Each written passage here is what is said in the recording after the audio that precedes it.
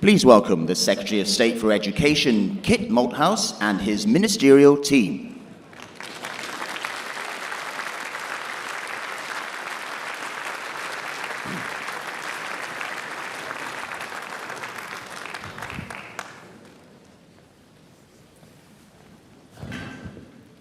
Are you sitting comfortably? Friends, of all the work we've done together as a party and indeed as a nation over the last 12 years, in my view, the work of which we should be most proud is the work we've done in education.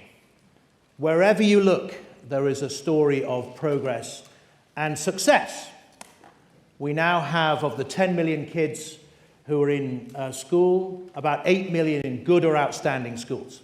That's an enormous leap forward over the last 12 years. In literacy, we now have about 82% of kids at 6 reading fluently, rising to 91% at 7. We're at the highest level, at 8th in the World Literacy League table, our highest score that we've ever had. And these are enormous steps forward. 10 years ago, a very small number, well, not a very small, about 60% of kids were taking science at GCSE. We're now at 90%. History and geography at below 50%, now at 80%. It's a huge step forward.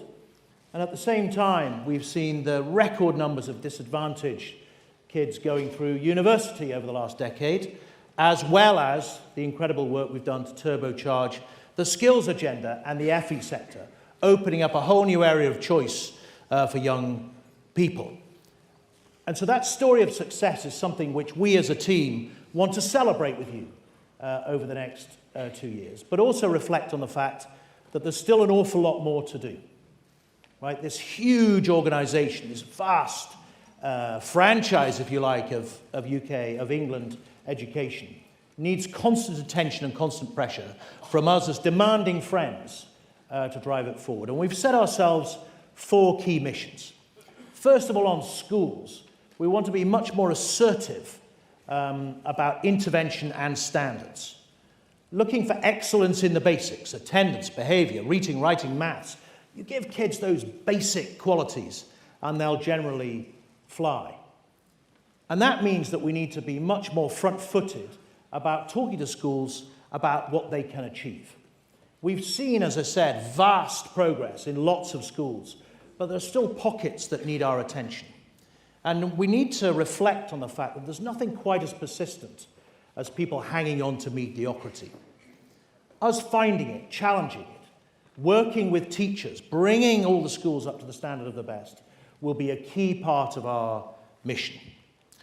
Alongside that, the Prime Minister has asked us to play a big part in the growth agenda. And there are 2 key areas that we can do that. The first is on childcare. At the moment, we have a childcare system which is not really performing either for parents or indeed for providers. And so over the coming weeks, we'll be bringing forward new plans, not to tinker with the system, but to provide really strong support for those parents who want to go to work, want to take more hours, want to return to work, but also critically support for those families that want to make a decision about having children. You'll be hearing more about that in the months to come. And then the second area of the growth plan is, of course, this skills agenda. You know, we've made heavy investment in the apprenticeship scheme. There's still lots to do, and Andrea's going to be talking about that shortly. But driving forward degree apprentices, where we've now seen, you know, professional firms now, lawyers, accountants, seeing the value of this, attracting more and more young people. Landing T-levels, launched successfully recently, now expanding out across the country. And of course, some of the boot camp work we've done to shift people's skills dynamically quite quickly, like we did last summer over HGV, right? Nobody's talking about the HGV license shortage now because we put 5,000 or 6,000 people through the system very quickly to get them into those skills. So there's lots of work that we can do there. And then the fourth area, which Kelly is very focused on, is around child safety and safeguarding. You know, all of us have had to hold back tears when we've read some of those horror stories in the newspapers. Star Hobson, Arthur Lavinia Hughes, right? Really dreadful stories of neglect and horror that some kids are subjected to, that have kind of caused us to question whether the system is working properly. And so a sharp focus on getting into those 80-odd thousand children across the country who are of concern and understanding what more we can do to protect them, we think is absolutely critical. So success, a story of progress, of millions of young people who are going through a much better system than they were over a decade ago, but still an agenda of intensity and work, and in many ways a kind of acceleration of the mission. The transformation mission, which was begun 10, 12 years ago, has kind of reached a point at which we need to re-energize it and push it forward. All the thinking about education, training, skills over the last 10 or 15 years has been conservative thinking. All the progress has come from this party and the work we've done with teachers. We've shown the country what can be done. We know what works.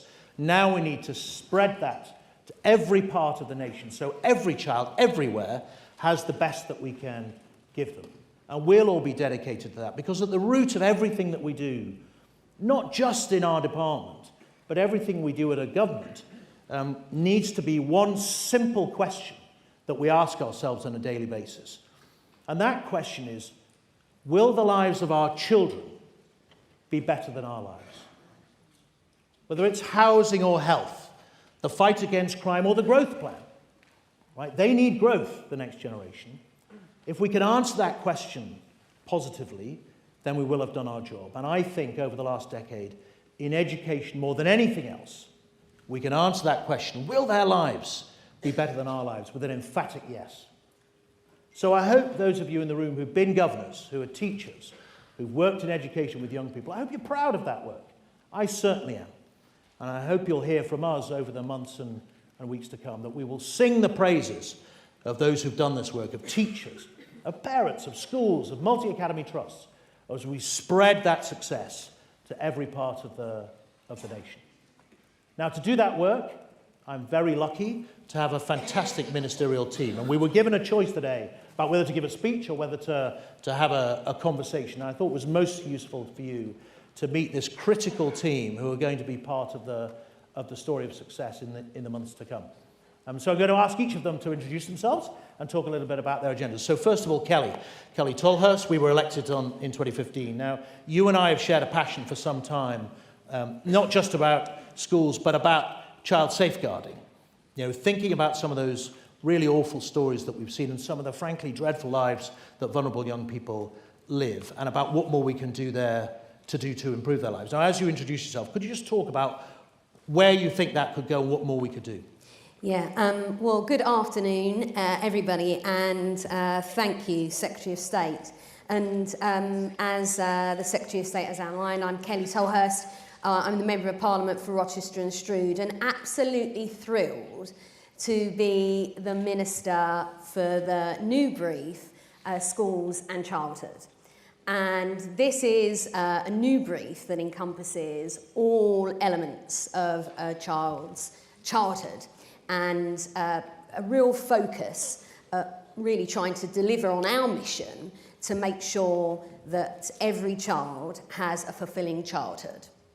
Now, before I was elected as a Member of Parliament, I was a chairman of a small charity running a children's centre within my village, actually, where I live, where we were delivering support services to parents for nursery places, parenting courses, cooking courses, things like that. And that's really what started my passion, actually, about how are we able to develop policies and deliver services that really support our families, but also our children. So that's one of the key things that got me started. But also, my sister's a social worker, and I've looked after children, and it's one of the things that has really driven me in politics ever since we got elected, to deliver for those young people actually that don't have a big voice, and that is our looked after children.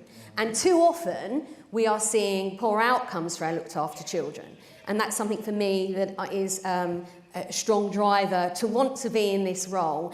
And as Kit, the Secretary of State, asked the question about, how do we protect children from harm?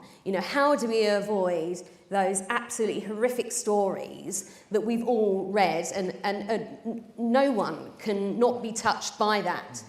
And we're lucky, under the leadership of our Secretary of State and our Prime Minister, You know, we are really clear that we will be working tirelessly and quickly in order to deliver a response to the 3 big reviews that have taken place. The independent review into children's social care, the national panel review on the awful cases with Arthur and Star, and the CMA report. And we will intend to do that, but also launch an implementation strategy. If one thing that I can achieve while I'm in this role is changing outcomes for young people, particularly looked after children, or particularly those children who are living in families that do need support and who don't get access to it. And I will be working tirelessly under the leadership of our Secretary of State to achieve that. Brilliant. So a tighter, firmer safety net. Very good. Yeah, no, that's good. A tighter, firmer safety net is exactly what we want. Now, next, our newest recruit, Jonathan Gullis, known to many of you, but a former teacher. Jonathan, as you introduce yourself, do you want to talk a little bit about the work we're going to do with teachers? Obviously, critical partners in success. So many of them now doing a fantastic job out there for kids. You've lived it, you've seen it. Perhaps as you introduce yourself, you could talk a little bit about that agenda. No, thank you, Kit, and welcome everyone and hello conference. And I've said it so many times, and my colleagues are probably bored of it, but I'm never bored of saying it, that I was proud to spend 8.5 years as a teacher, both in London and in this great city of Birmingham.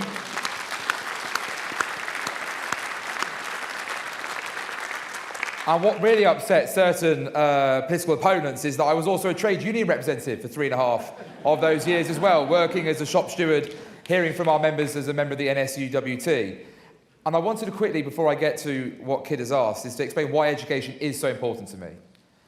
My mum and dad are the beneficiary of a great education system, but in different ways. It was my mother who got into grammar school off the council estate in London that gave her the opportunity to start her life.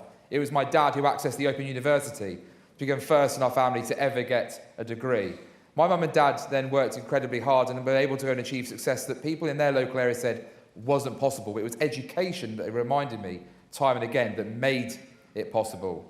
But the real reason I fell into teaching, because my dad was a teacher and I was one of those that promised I'd never follow my dad into the profession, but it was working with a young girl called Hannah at Mabel Pritchard School in Oxford whilst I was volunteering in my second and third year at university, a girl with autism.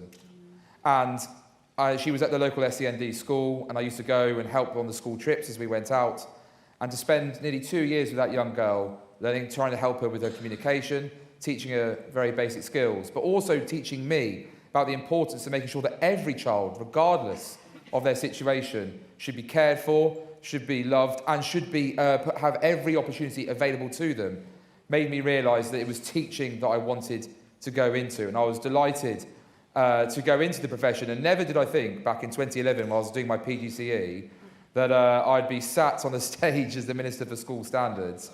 I know maybe at the Institute of Education, whether they're proud to have me as former alumni or not, I'm not sure. But, you know, I was proud to study there and learn a lot, and I had some great tutors, Ben Hammond, Jeremy Hayward, who were excellent at guiding me through that process. And, you know, for me, there's some really key priorities. There is the education investment areas that were announced, those 50+ areas that I know Diana worked incredibly hard on before I entered the department. We've got those 24 priority areas, and it won't shock people that when Diana showed me her spreadsheet of those schools that have got 2 requires improvements or inadequates, that they overlap absolutely with the priority education investment areas. And we're going to go in and rip up. I won't nick Diana's number because I know it's her favourite number to do.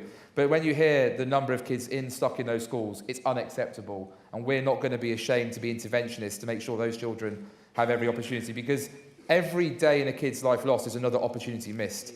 And we can't allow that to happen.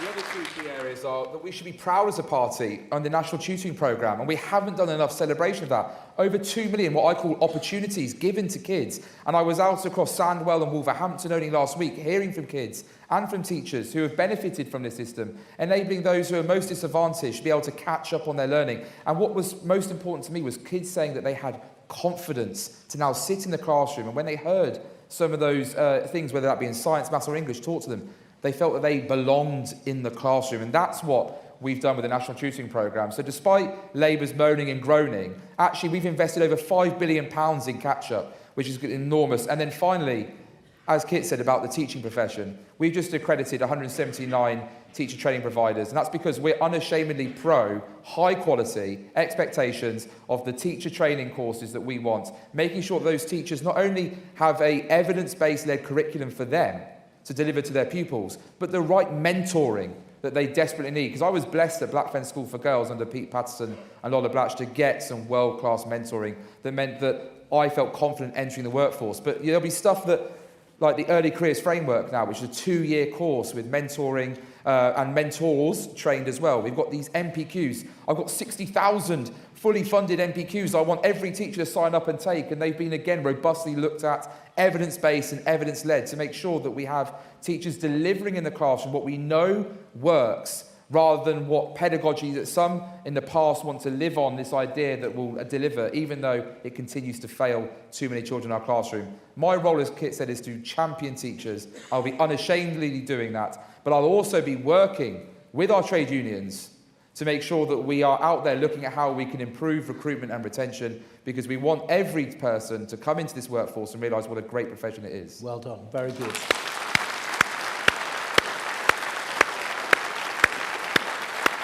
Very good, and we're very proud to have you, Jonathan, too. It's great to have you on the team. A longest-standing member of the team, Diana Barran, who's been a member in the department for a bit now, but very focused, as Jonathan said, on this issue of kids in 2RI schools. A falling number, but one that we need to accelerate. Please give us your take on that number. So lovely to be here with you all, and as I have the enormous privilege of being the Education Minister in the House of Lords.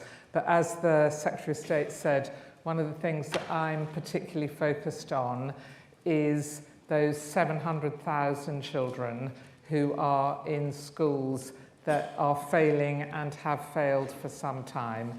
And it's a small number in the context of the whole. As the Secretary of State said, our predecessors have done an extraordinary job in turning around our education system.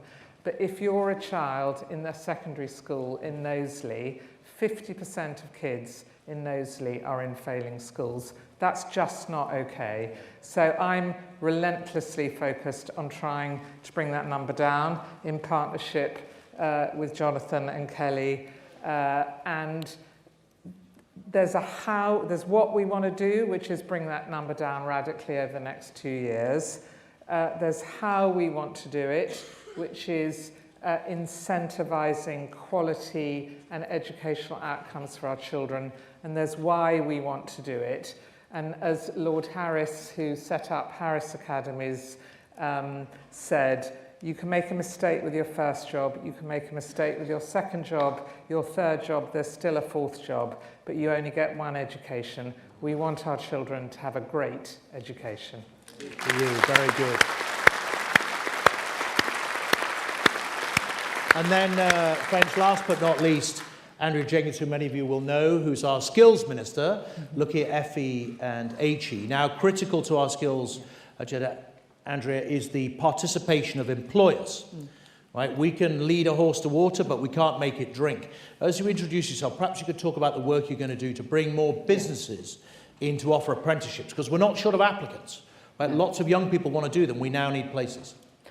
Completely agree, Secretary of State. I'm very proud to be part of this whole skills agenda, because to me, we are future-proofing our economy.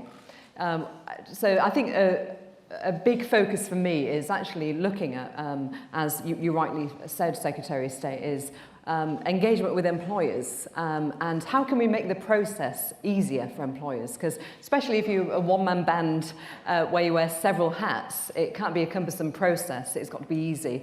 And on top of that, though, what I'd like to focus on, what are the emerging industries? What are the skills needed for our economy of tomorrow? As a lot of people might know, I'm very pro-Brexit, and I think this is an opportunity. I want to see these homegrown skills.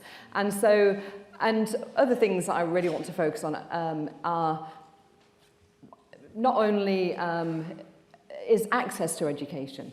To me, for too long, the focus has always been on academia.